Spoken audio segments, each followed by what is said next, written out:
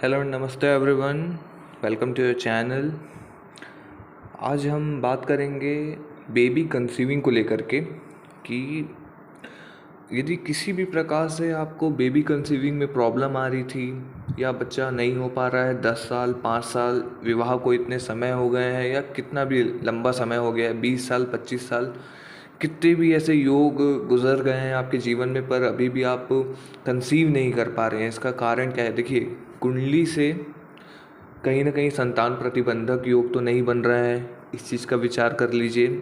नाड़ी दोष तो नहीं बन रहा है, आप दोनों की कुंडली है, इस चीज़ का विचार कर लीजिए। और फिर भी सब चीज़ अच्छा है, योग परिस्थितियाँ अच्छी है, दशा भी चल रही है, फिर भी कहीं ना कहीं आप डिफ़िकल्टी फेस कर रहे हैं कंसीविंग में। तो आज मैं आपको कुछ ऐसे एक दो ऐसे टिप देने वाला हूँ जिससे आप अपने जीवन में इसे उतारिए, और इसे इस रूप से अगर आप करेंगे फॉलो तो उसमें देखेंगे आप बहुत जल्द कंसीव कर पाएंगे। तो ठीक है, आगे बढ़ते हैं, आज का वीडियो हम चालू करते हैं। तो गर्भाधारण करना है जिसे, मीन्स जिन बहनों को गर्भाधारण करना है, बेबी कंसीव करना चाहते हैं, तो जब भी मासिक प्रारंभ हो, देखें अपनी कुंडली में कि आपकी जो राशि है, गोचर से देखिए इसे, आपकी जो राशि है गोचर में जब आपका मासिक जब प्रारंभ हुआ है उस दिन का आप समझ लीजिए कि उस दिन से आपको काउंट करना है। जन्म राशि आपकी देखिए कौन सी है, गोचर से देखेंगे आप चंद्रमा आपकी राशि में संचरण करे या फिर राशि से दूसरे, चौथे, पांचवें, सातवें और आठवें, नौवें या 12वें भाव में गोचर करे।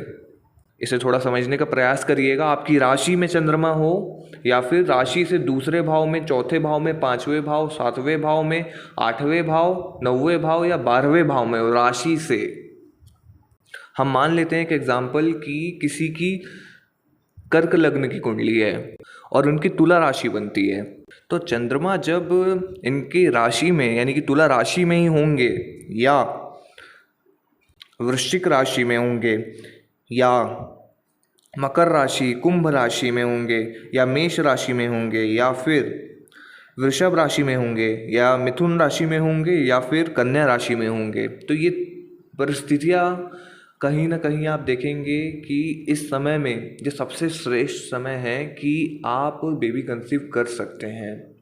ये वही स्थिति है जैसे कि मैंने आपको बताया कि दूसरे, चौथे, पांचवें, सातवें, आठवें, नौवें और 12वें भाव में चंद्रमा का गोचर होगा। तो इस समय में आप देख पाएंगे कि यही वो टाइम पीरियड है कि जहां आप बेबी कंसीव बहुत आसानी से कर सकते हैं। इसे थोड़ा आपको समझना होगा, और यदि आप इसे समझ गए और इस समय आपने यदि अगर प्रयास किया तो डेफिनेटली आप कंसीव करेंगे।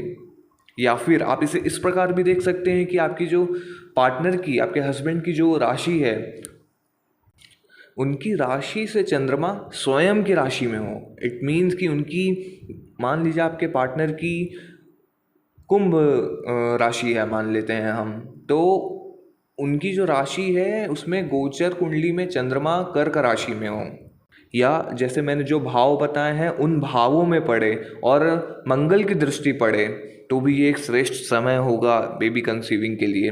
इस चीज़ को हम पुरुष जातक, पुरुष की कुंडली में भी देख सकते हैं, हम इसे आगे डिस्कस करेंगे। देखिए, इससे पहले आप ये समझ लीजिए कि ये जो समय होता है गर्भाधान का, ये समय सबसे श्रेष्ठ और उचित समय है। यही वो समय है जिसमें आप बेबी कंसीव कर सकते हैं। इसी समय में गर्भाधान का प्रयास किया जाए तो गर्भाधान हो जाएगा।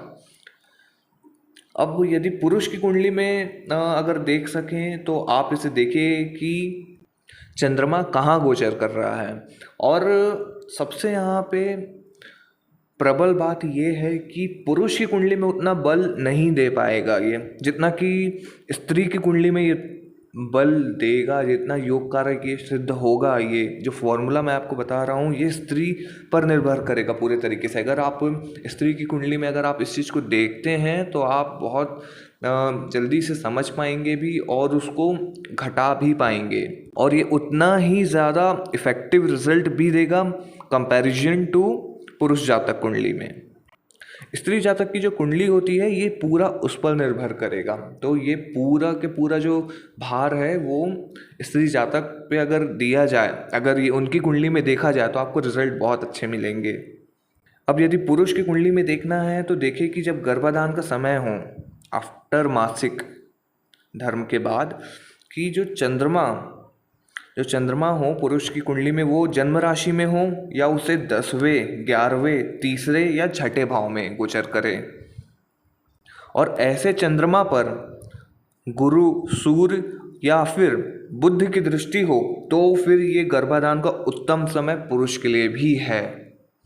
और यदि अगर ये दोनों मैच कर रहे हैं और ये दोनों मैच या फिर नहीं कर रहे हैं, देखिए यहाँ पे दो परिस्थिति बनेगी, या तो मैच करेगा या नहीं करेगा। देखिए चंद्रमा 2.25 दिन में अपनी राशि परिवर्तन कर देते हैं, तो ये आप बहुत आसानी से इसे समझ पाएंगे और देख पाएंगे। खासकर मैं फिर से इसे दोहराना चाहूँगा बार बार कि ये आप अगर किसी भी उपाय कर करके अगर आप थक गए हैं, गर्भाधान नहीं हो पा रहा है, बेबी कंसीव नहीं कर पा रहे हैं, तो इससे आप एक बार डेफिनेटली इस फॉर्मूला को उतारिए, देखिए अपनी जन्म राशि से आपका गोचर कहाँ कर रहा है चंद्रमा, और देन इसके बाद इसे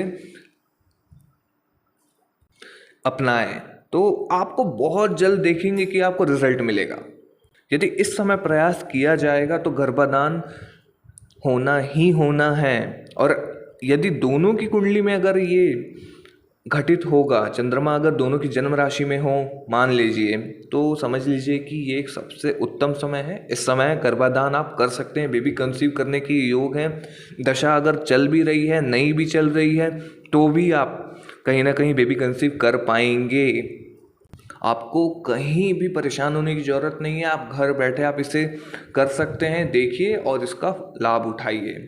तो आज के वीडियो में आई होप कि आपको बातें समझ में आई होंगी, और जहाँ तक हो सके आप इसे अगर एक बार में नहीं 2 बार 3 बार 4 बार आप इसे देखते रहिए। गोचर में आपकी चंद्रमा जब जब इस परिस्थिति में आएंगे तब तब आप प्रयास करेंगे तो आपको उसका रिजल्ट मिलना ही मिलना है।